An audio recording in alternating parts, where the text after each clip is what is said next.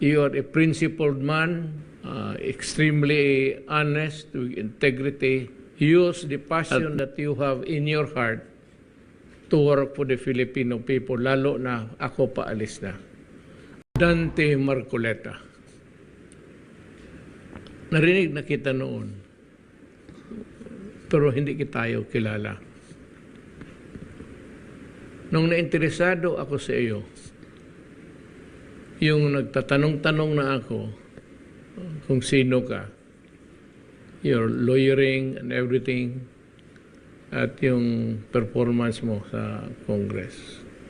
But I was really impressed yung pagdala mo sa kaso ng gobyerno, or at least yung nag-neutral ka man, pero nilabas mo yung totoo. Hindi ka takot sa mga oligarchs, hindi ka takot sa pera nila, at ginawa mong ikaw yung nagsasalita para sa lahat ng gustong sabihin nila, hindi nila masabi at nasabi mo.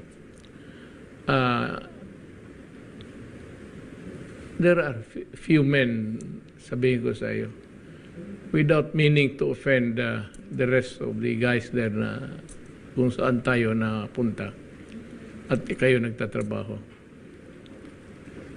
You seldom see committed persons talaga sa trabaho nila. And I was said very much impressed by your behavior, performance, yung sinabi mo sa lahat.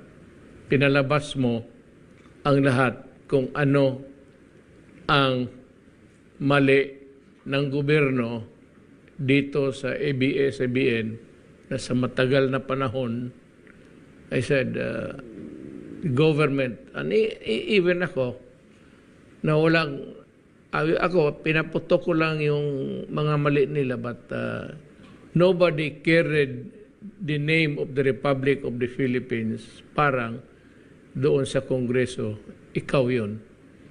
And I was very much impressed. So nagtatanong ako, you are a principled man, extremely honest, with integrity. At nung alam ko, nung nalaman ko, kung makipag-away ka ng tao o isang korporasyon or ahensya, be it in government or outside, nakita ko yung passion mo to ferret out the truth. So kaya ako yung mismong personal nagsabi sa iyo kung sana maging senador ka, tumakbo ka. So yan ang gusto ko, manalo ka, use the passion that you have in your heart to work for the Filipino people, lalo na ako paalis na. At ako'y believe na believe sa iyo, sa totoo lang, because I like honest persons, men of integrity.